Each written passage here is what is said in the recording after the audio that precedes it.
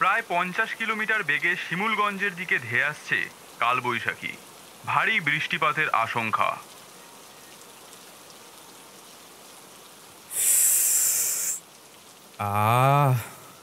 পাঁচু, তুই যাই বলিস, রাতের আড্ডা কিন্তু লালুকে ছাড়া জমেই না। এটা তুই একদম ঠিক বলেছিস বলাই। তা পাঁচু, একটা বড় প্যাকেট ঝাল চানাচুর আর মুড়ি নিয়ে আয় তো দেখি, বেশ আরাম করে মুড়ি খাবো। এই বৃষ্টির মধ্যে মুড়ি মাখার সাথে আড্ডাটা বেশ জমবে। সে আর হচ্ছে না বলাই, হারাধন কিপটে পটল তুলেছে, যেতে হবে সবাইকে। হারাধন? ওই ওই খিটখিটে বুড়োটা? বাবা রে, এমন কর্কশ গলায় খ্যাট খ্যাট করতো সারাদিন, বাড়িতে কাক পক্ষীও বসতো না জানিস। বুড়োর মুখ দেখলে 7 দিন মাথার ওপর থেকে শনি ভন ভন করতো। সে তো জানি, তবে বুড়ো তো মরেছে, একটা ব্যবস্থাও তো করতে হবে নাকি। আর বুড়োর এগুলো তো আত্মীয় স্বজন বলতে কেউ নেই, আমাদেরই যা করার করতে হবে। আহা, ভাবলাম বেশ জমিয়ে আড্ডা দেবো, আর এই বৃষ্টির রাতে। চলো চলো তো দেখি, চলো চলো সবাই।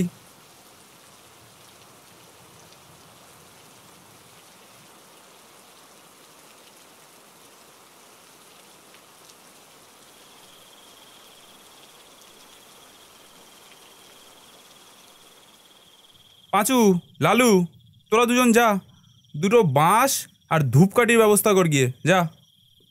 বলাই, টাকার দরকার তো। টাকা? এই কিপটে বুড়োর বাড়িতেই দেখ না, কিছু পাস নাকি? যখন বেঁচে ছিল না খেয়ে সব জমিয়েছে। ওই হ্যাঁ হ্যাঁ, এই এই টাংটা খুলেই দেখ না।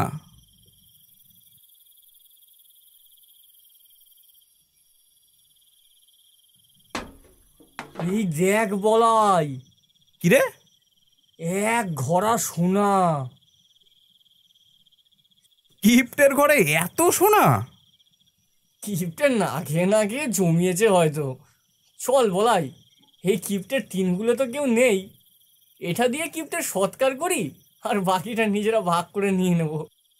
ঠিক বলেছিস, কিপ্টে চিরজীবন কাউকে কিচ্ছু দেয়নি, এগুলো না হয় আমরাই ভোগ করি।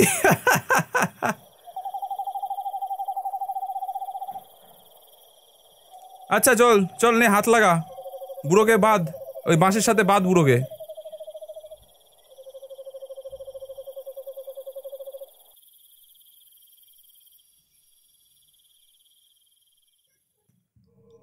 তখন বিকেল গড়িয়ে সন্ধে পড়েছে। বুড়োকে কাঁধে নিয়ে আমরা সবাই শ্মশানের দিকে চললাম।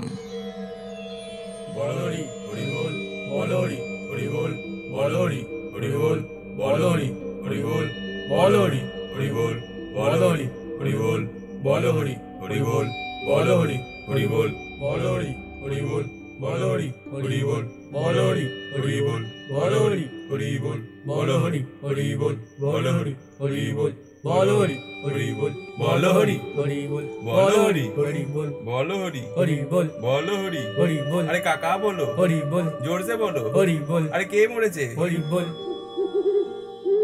প্রায় 1 ঘন্টা পথ চলে শ্মশানে পৌঁছালাম। এই বৃষ্টির রাতে ঘুটঘুটে অন্ধকারে শ্মশান দেখাচ্ছিল হাড় হিম করার মতো ভয়াবহ। শ্মশানের সামনে একটা মরা অর্ধেক পুড়ে বৃষ্টির জলে নিভে গেছে, তার চোখগুলো যেন বেরিয়ে আসতে চাইছে। দূরে কিছু হাড়গোড় পড়ে রয়েছে। একটা বাদুড় ডানা ঝটপট করতে করতে একেবারে আমার কানের পাশ দিয়ে চলে গেল। আমরা মরাটা সবে মাত্র নামিয়েছি, এমন সময় আচমকা বৃষ্টির গতি বাড়ল। উফ, আবার বৃষ্টি। চল চল চল, নামা নামা নামা নামা। হ্যাঁ হ্যাঁ চল, ওই ছাউনিটার নিচে চল।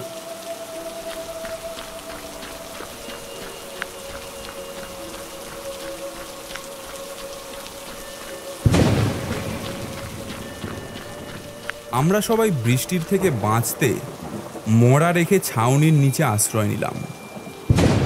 ছাউনিটা বেশ বড়, ওপরে টিম টিম করে একখানি হেরিকেন জ্বলছে। তাও ঝড়ের বেগে ক্রমাগত দুলে চলেছে। প্রায় নিভে যায় অবস্থা। ছাউনির একপাশে মরা রেখে আমরা গোল করে বসলাম। অপেক্ষা করা ছাড়া আর উপায় কি? বৃষ্টি যেন আকাশ ফেটে নামছে।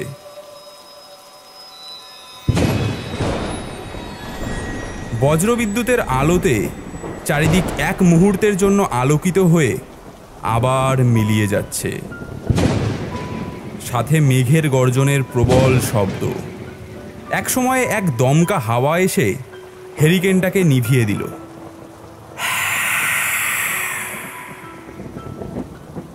এই এই এই যা, নিভে গেল। দাঁড়া, আমি জ্বালাচ্ছি। দেশলাইখানা দে তো আমায়।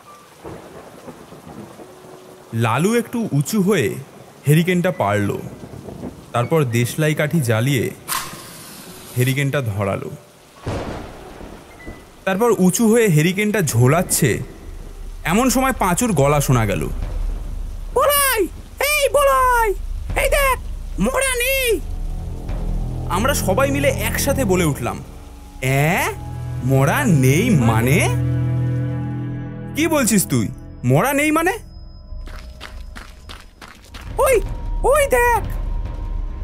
আমরা সবাই মিলে দেখি মরার খাটের জায়গায় শুধু খাটটা পড়ে রয়েছে, মরা নেই। এক মুহূর্তের মধ্যে সবাই চমকে উঠলাম। কি হলো? খাটের ওপর থেকে মরা গেল কোথায়? বলি, বাঘে ঠাগে নিল না তো? কি যে বলিস না, এই শিমুলগঞ্জে বাঘ আসবে কোথা থেকে রে? তারপর আমরা সবাই যা দেখলাম তা আমাদের সবার শরীরে শিহরণ জাগিয়ে দিল। একটা মেঘের গর্জনে চারিদিক এক মুহূর্তের জন্য আলো হয়ে গেল, আর সেই আলোতে পরিষ্কার দেখলাম শ্মশানের সামনে নিম গাছের একটা ডালের ওপরে হারাধন বুড়ো উল্টো হয়ে বসে আছে, তার হাতে একটা মরার পা। যেই অর্ধেক পোড়া মরাটা আমরা এসে দেখেছিলাম, হয়তো সেই মরাটার। হারাধন কিপ্টে মহা সুখে ওই পা থেকে তার মাংস চিবিয়ে চিবিয়ে খাচ্ছে।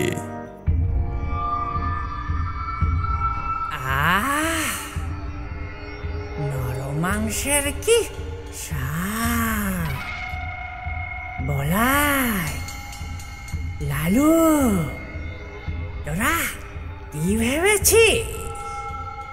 ভেবেছিস?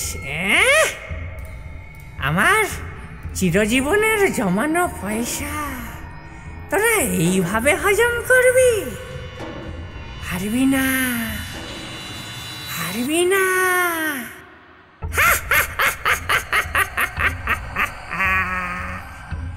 আমি পুরো জীবনে কখনো ভালো মন্দ খাবার খাইনি, তাই আমার এখন খিদা পেয়েছে, আমি খাবো। তোরা আমার জন্য ভালো ভালো খাবার নিয়ে আয়, না হলে তোদেরকে ওই মোড়ার মতো চিবিয়ে চিবিয়ে খাবো।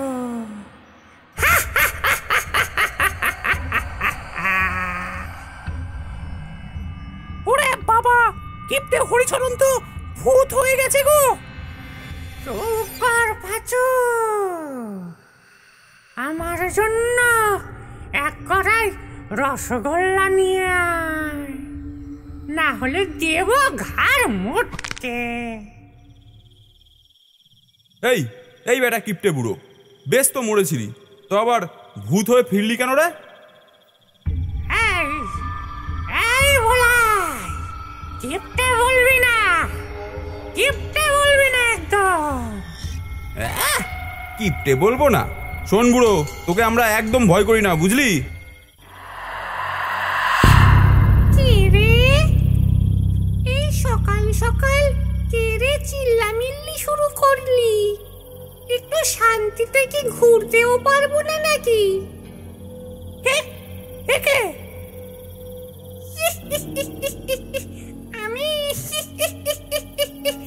আমি হলাম শ্রী শাকচুন্নি।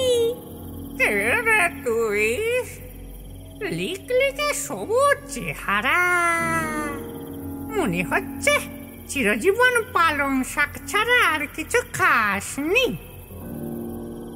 এই এই বুড়ো, কি বলছিস তুই? তোকে তো এখানে আগে কখনো দেখিনি। আমি সবে মরে ভূত হলাম। আমার নাম স্বর্গীয় শ্রী শ্রী হরিচরণ তালুকদার। বাবা, নামের কি বাহার! শুকনো লিকলিকে বুড়োর কথা দেখেছো? কি গো চুন্নি, আমার জন্য মাথার খুলি আনতে আর কতক্ষণ লাগবে? আরে আনছি গো আনছি। আমাদের শ্মশানে একটা নতুন বুড়ো ভূত এসেছে। নতুন ভূত? বাইরে লেখা রয়েছে দেখেনি বুঝি? অনুমতি ছাড়া ভূতেদের এখানে প্রবেশ নিষেধ। তা কে সেই নতুন ভূত, দেখি একটু। এই তো, এই গাছের উপর বসা বুড়োটা। এই এই লিকলিকে বুড়োটা? এর থেকে বড় বড় মাছ তো আমি সকালে ব্রেকফাস্টে খাই। শোন বুড়ো, কাল সকাল হবার আগেই এখান থেকে কাটবি, বুঝলি? কেন রে লম্বা কর না? এই শ্মশান কি তোর বাপের নাকি? আমি যাব না, যাব না আমি এই শ্মশান থেকে। তবে রে, তবে এই নে নে নে, কেমন লাগে দেখ। এই এই এই এই এই লাগলো। এই এই বাবা রে, নে এই নে নে নে, ছুড়লাম, নে মারিস নে। নে, কেমন লাগে? এই আবার ছুড়লাম।